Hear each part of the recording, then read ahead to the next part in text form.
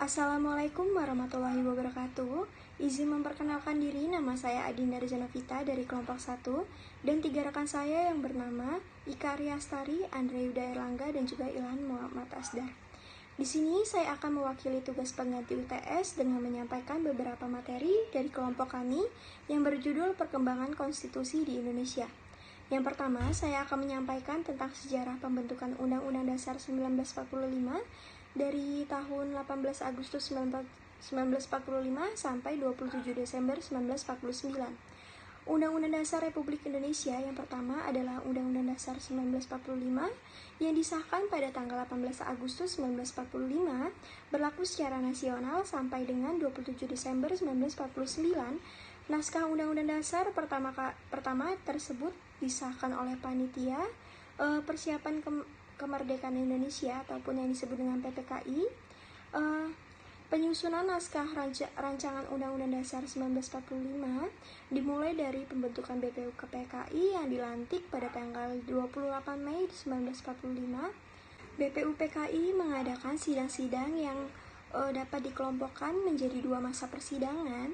Sidang pertama mulai dari tanggal 29 Mei 1945 sampai 1 Juni 1945. Dan masa persidangan kedua tanggal 10 Juli sampai 17 Juli 1945. Dari persidangan BPU PKI tersebut berhasil disusun naskah komplit rancangan Undang-Undang Dasar meliputi pernyataan Indonesia Merdeka. Pembukaan Undang-Undang Dasar dan Undang-Undang Dasar terdiri dari pasal-pasal 6 dengan selesainya tugas BPU PKI. Pemerintah Jepang membentuk Panitia Persiapan Kemerdekaan Indonesia ataupun yang disebut dengan PPKI yang bertugas untuk mempersiapkan segala sesuatu yang berhubungan dengan kemerdekaan Indonesia. Pada sidang tanggal 18 Agustus 19, PPKI berhasil mengesahkan naskah Undang-Undang Dasar 1945. Dari naskah rancangan Undang-Undang Dasar, hasil kerja BPU PKI tentunya dengan beberapa perubahan di sana-sini, terutama tentang dasar negara, ketuhanan dengan kewajiban menjalankan syariat Islam bagi pemeluk-pemeluknya sebagaimana termuat dalam Piagam Jakarta diubah menjadi ketuhanan yang Maha Esa. Undang-Undang 1945 berlaku dari 18 Agustus 1945 sampai 27 Desember 1949. Dalam perjalanannya ternyata ada beberapa penyimpangan praktik kenegaraan yang sebenarnya sudah diatur dalam Undang-Undang Dasar 1945. Misalnya, para menteri tidak bertanggung jawab kepada presiden, tetapi kepada badan legislatif dan masih banyak lagi contoh lainnya. Pada masa periode pertama kali terbentuknya negara Republik Indonesia, konstitusi atau Undang-Undang Dasar yang pertama kali berlaku adalah Undang-Undang Dasar 1945. Hasil rancangan BPU PKI kemudian disahkan oleh PPKI pada tanggal 18 Agustus 1945. Menurut Undang-Undang Dasar 1945, kedaulatan berada di tangan rakyat dan dilaksanakan oleh MPR yang merupakan lembaga tertinggi negara. Berdasarkan Undang-Undang Dasar 1945, MPR terdiri dari DPR, utusan daerah, dan utusan golongan. Selain MPR, terdapat lembaga tertinggi negara lainnya di bawah MPR, yaitu Presiden yang menjalankan pemerintahan, DPR yang membuat undang-undang, Dewan Pertimbangan Agung ataupun yang disebut dengan DPA, dan Mahkamah Agung yang disebut dengan MA. Menyadari bahwa negara Indonesia baru saja terbentuk, tidak mungkin semua urusan dijalankan berdasarkan konstitusi. Maka berdasarkan hasil kesepakatan pertama kali, presiden dan wakil presiden dipilih oleh PPKI. Kemudian dipilihlah secara aklamasi Soekarno dan Muhammad Hatta sebagai presiden dan wakil presiden Republik Indonesia yang pertama kali. Dalam menjalankan tugasnya, Presiden dibantu oleh Komite Nasional dengan sistem pemerintahan presidensial, artinya kabinet bertanggung jawab pada Presiden. Dalam sidangnya pada tanggal 18 Agustus 1945 itu, PPKI telah disempurnakan, antara lain telah mengesahkan Undang-Undang Dasar Negara yang kini terkenal dengan sebutan UUD 1945. UUD 1945 yang telah disahkan oleh PPKI itu terdiri dari dua bagian, yakni bagian pembukaan dan bagian batang tubuh Undang-Undang Dasar yang berisi 37 pasal. 1. Aturan peralihan terdiri dari atas 4 pasal. 1. Aturan tambahan terdiri dari 2 ayat. Di dalam bagian pembukaan yang terdiri atas 4 alinea itu. Di dalam alinea keempat tercantum perumusan Pancasila yang berbunyi sebagai berikut. 1. Ketuhanan Yang Maha Esa. 2. Kemanusiaan yang adil dan beradab. 3. Persatuan Indonesia. 4. Kerakyatan yang dipimpin oleh hikmat kebijaksanaan dalam permusyawaratan ataupun yang perwakilan. Yang kedua, sejarah pembentukan konstitusi RIS pada tanggal 27 Desember 1949 sampai 17 Agustus 1950. Pada saat itu, kondisi Indonesia yang baru saja menyatakan kemerdekaan Belanda berkeinginan untuk berkuasa lagi di Indonesia. Sejalan dengan usaha Belanda tersebut, maka terjadilah konflik militer antara tentara Belanda dan pejuang RI yang dikenal dengan agresi 1 pada tahun 1947 dan agresi 2 pada tahun 1948. Peristiwa agresi tersebut mendorong PBB untuk turut campur dengan mengusulkan perundingan yang disebut konspirasi meja bundar. Dari tanggal 23 Agustus 1949 sampai 2 November 1949 di Den Haag, Belanda. Dalam konferensi itu dihasilkan sejumlah persetujuan antara lain mendirikan negara Republik Indonesia Serikat atau yang disebut dengan negara RIS. Karena perlawanan sengit bangsa Indonesia, Belanda gagal menguasai Indonesia. Salah satu hasil KMB yaitu mendirikan negara Republik Indonesia Serikat. Lebih lanjut dapat kita lihat dalam konferensi meja bundar ataupun yang disebut dengan KMB di Den Haag, Belanda menghasilkan 3 buah persetujuan antara lain. Yang pertama, mendirikan negara Republik Indonesia Serikat. Kedua, penyerahan kedaulatan kepada Republik Indonesia Serikat. Dan yang ketiga adalah didirikan uni antara Republik Indonesia Serikat dengan Kerajaan Belanda. Pada tahun 1949, berubahlah konstitusi Indonesia, yaitu dari Undang-Undang Dasar 1945 menjadi Undang-Undang Dasar Republik Indonesia Serikat ataupun yang disebut dengan UUD RIS. Maka berubah pula bentuk negara kesatuan menjadi negara serikat ataupun yang disebut dengan federal, yaitu negara yang tersusun dari beberapa negara yang semula berdiri sendiri, kemudian mengadakan ikatan kerjasama secara efektif. Atau dengan kata lain, negara serikat adalah negara yang tersusun jamak, terdiri dari kenegaraan bagian. Kekuasaan kedaulatan Republik Indonesia Serikat dilakukan oleh pemerintah bersama-sama dengan DPR dan Senat.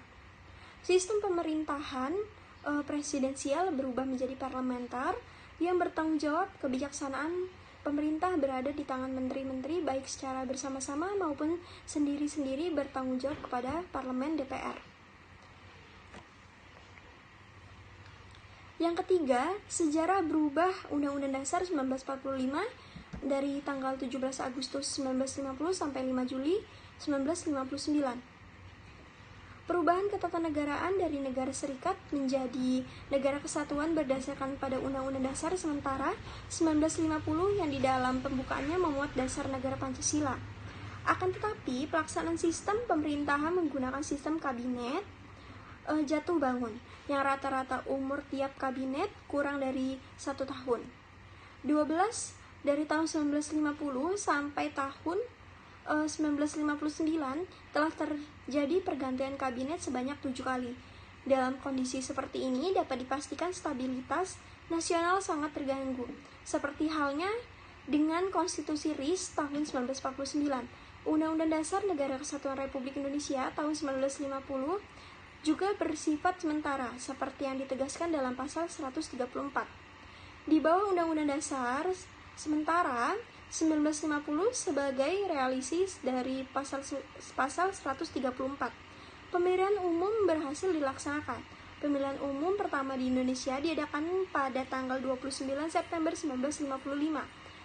Untuk memilih wakil-wakil rakyat yang duduk di dalam Dewan Konstituante yang akan membentuk Undang-Undang Dasar baru, Konstituante sebagai Dewan Penyusunan Undang-Undang Dasar dalam sidangnya sejak tahun 1956 sampai tahun 1959 belum berhasil membuat Undang-Undang Dasar baru karena sulitnya mewujudkan kesepakatan. Pihak-pihak yang berbeda pendapat tidak pernah mencapai suatu suara dari jumlah anggota konstituante. Tiap negara di dunia pasti mempunyai konstitusi, karena konstitusi merupakan salah satu syarat penting untuk mendirikan dan membangun suatu negara yang merdeka. Oleh karenanya begitu, pentingnya konstitusi itu dalam suatu negara. Konstitusi merupakan suatu kerangka kehidupan politik yang sesungguhnya telah dibangun pertama kali perdebatan dunia dimulai.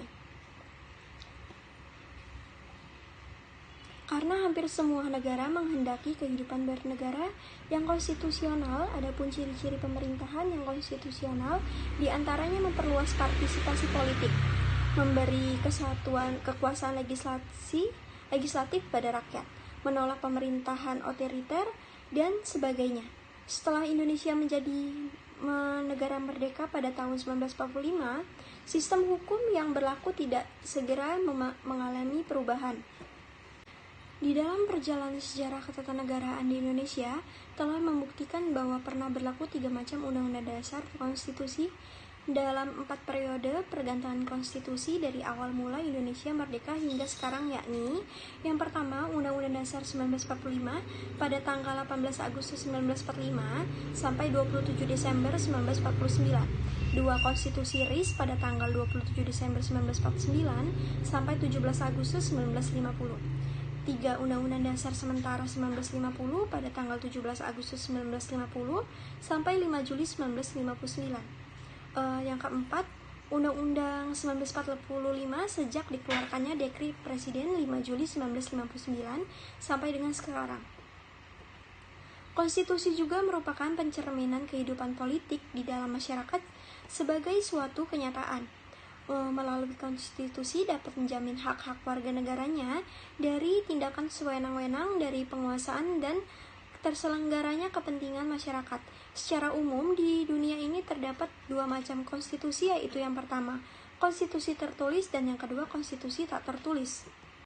Dalam hal yang kedua ini hampir semua negara di dunia memiliki konstitusi tertulis atau undang-undang dasar yang pada umumnya mengatur mengenai pembentukan, pembagian wewenang dan cara bekerja berbagai lembaga kenegaraan serta perlindungan hak asasi manusia. Konstitusi sebagai landasan dalam menjalankan pemerintahan negara. Terbentuknya konstitusi di Indonesia diawali dari perjanjian Jepang yang kemudian membentuk Badan Penyelidikan Usaha-usaha Persiapan Kemerdekaan Indonesia ataupun yang disebut dengan BPUPKI. Dalam bahasa Jepang disebut dengan Dokuritsu Zumbi Kosakai. Kemudian terbentuk pada tanggal 29 April 1945. Dilantik pada tanggal 28 Mei 1945. Mulai bekerja tanggal 29 Mei 1945, maka dengan terbentuknya BPUPKI, bangsa Indonesia secara legal mempersiapkan kemerdekaannya untuk merumuskan syarat-syarat yang harus dipenuhi sebagai negara yang merdeka. Sebagai negara merdeka, Indonesia tidak mungkin dapat membentuk dan menjalankan pemerintahan jika tidak membentuk konstitusi atau UUD terlebih dahulu. Karena dalam konstitusi disebutkan pemerintahan membentuk pemerintahan seperti yang terurai dalam pembukaan Undang-Undang Dasar 1945 alinea keempat yang berbunyi, kemudian daripada itu untuk membentuk suatu pemerintahan negara Indonesia yang melindungi segenap bangsa Indonesia dan seluruh tumpah darah Indonesia dan seterusnya. Sehingga atas pemerintah konstitusi yang sudah disahkan, maka Indonesia secara legal dapat membentuk pemerintahan sesuai dengan dicita-citakan. Dalam batang tubuh Undang-Undang Dasar 1945 diuraikan pula mengenai bagaimana dan siapa yang memegang kekuasaan pemerintahan, yaitu dalam pasal 4 ayat 1 Undang-Undang Dasar 1945 baik sebelum maupun sesudah mengalami perubahan menyebutkan bahwa Presiden Republik Indonesia memegang kekuasaan pemerintahan menurut Undang-Undang Dasar. Di samping itu, batang tubuh Undang-Undang Dasar 1945 juga menyebutkan kekuasaan-kekuasaan yang lainnya. Sehingga jelas bahwa Undang-Undang Dasar 1945 sebagai konstitusi Republik Indonesia memuat ketentuan-ketentuan pokok dalam menjalankan pemerintahan negara. Indonesia adalah negara hukum, sedangkan ciri-ciri negara hukum adalah adanya 1. Asas pengakuan dan perlindungan hak-hak asasi manusia. 2. Asas legalitas. 3. Asas pembagian kekuasaan. 4. Asas peradilan yang bebas dan tidak memihak. 5. Asas kedaulatan negara. 5 asas kedaulatan rakyat.